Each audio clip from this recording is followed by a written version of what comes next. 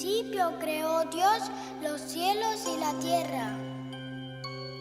Y la tierra estaba desordenada y vacía. Pero Dios, con su palabra y su poder, todo lo hizo bueno.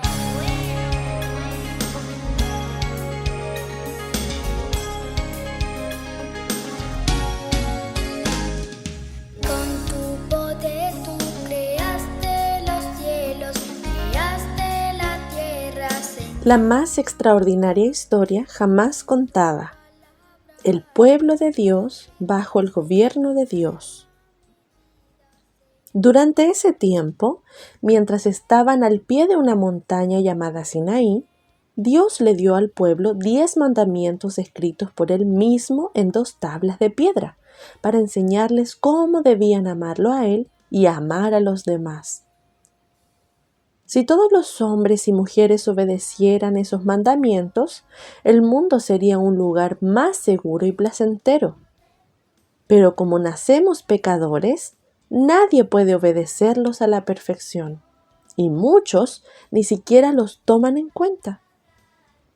Es por eso que necesitamos un Salvador que nos libre de la esclavitud del pecado, así como Dios liberó a los israelitas de la esclavitud del faraón. Dios le dio otras leyes al pueblo de Israel para que supieran cómo debían comportarse en la tierra que Él les había regalado y cuál era la manera apropiada de adorarlo. También les ordenó construir una especie de tienda llamada tabernáculo.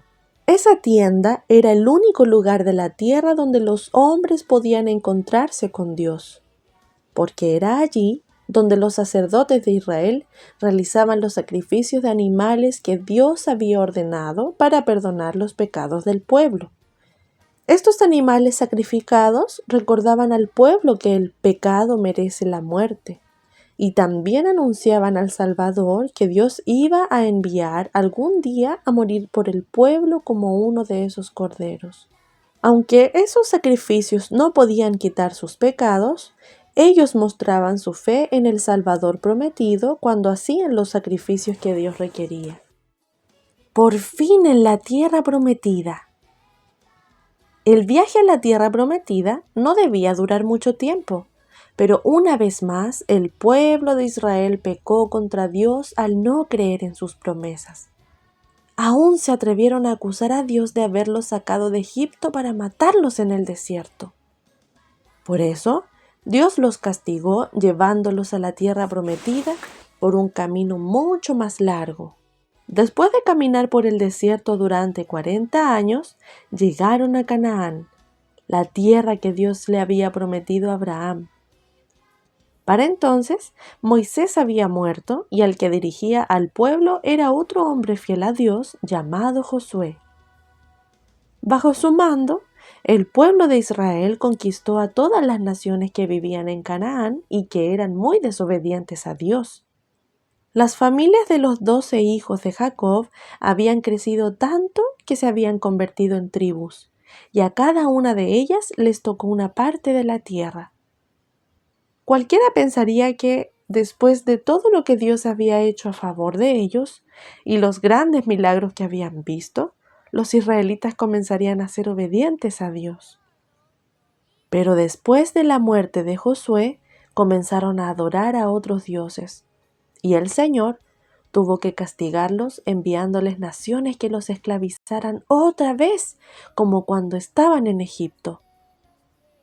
Cuando estaban en problemas, los israelitas se arrepentían y le pedían a Dios que los perdonara y los salvara.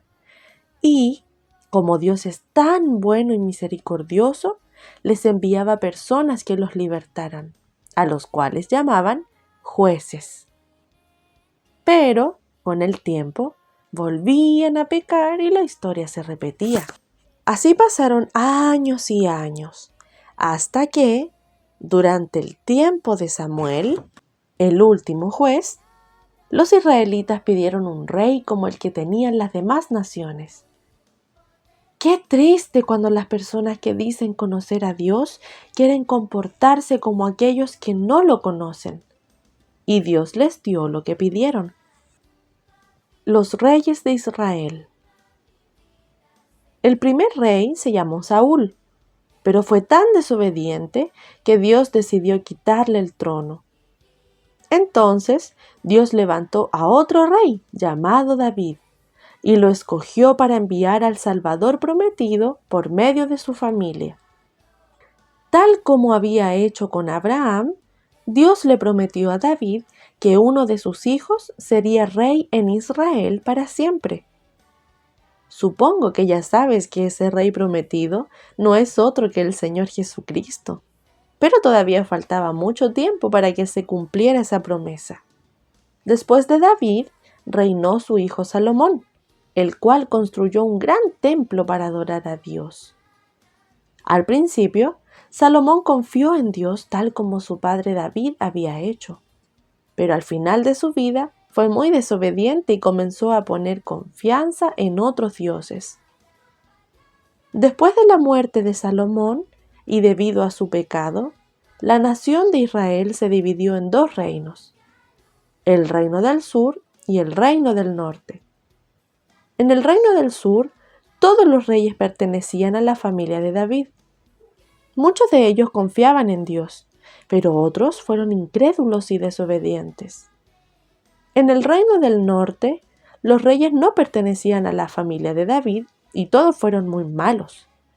Tan malos que Dios los castigó enviándoles una nación llamada Asiria, que los conquistó y llevó a casi todos sus habitantes lejos de la tierra de Israel. El reino del sur siguió existiendo un tiempo más, pero por causa de su desobediencia, terminó sufriendo el mismo castigo que el reino del norte, y sus habitantes fueron llevados a una tierra llamada Babilonia durante 70 años. ¿Recuerdas al profeta Daniel, el que Dios salvó del foso de los leones? Él vivió durante ese tiempo en Babilonia. Pero como Dios siempre cumple su promesa, al final de esos 70 años, Él hizo que muchos de los israelitas que vivían en el reino del sur regresaran a su tierra. Ya no tenían rey como antes, pero pudieron reconstruir el templo que los babilonios habían destruido y volvieron a adorar a Dios como Él había mandado. Con el paso del tiempo, Dios dejó de enviar profetas al pueblo de Israel. Los profetas eran mensajeros que hablaban a la nación de parte de Dios. Llamaban a los hombres a arrepentirse de sus pecados y les recordaban las grandes promesas de Dios. El último de esos profetas se llamaba Malaquías, y con él termina la parte de la Biblia que conocemos como el Antiguo Testamento. Durante 400 años, los israelitas no volvieron a recibir ningún mensaje nuevo de parte de Dios. Ninguna advertencia, ninguna promesa. Se quedaron sin el privilegio de poder escuchar la palabra de Dios. En ese tiempo, a Israel la gobernaba una nación muy poderosa llamada Roma. Cualquiera diría que Dios se había olvidado de su pueblo, pero Dios nunca olvida lo que promete, porque es fiel a su palabra. Leemos el libro llamado La más extraordinaria historia jamás contada, escrito por Sugel Michelén.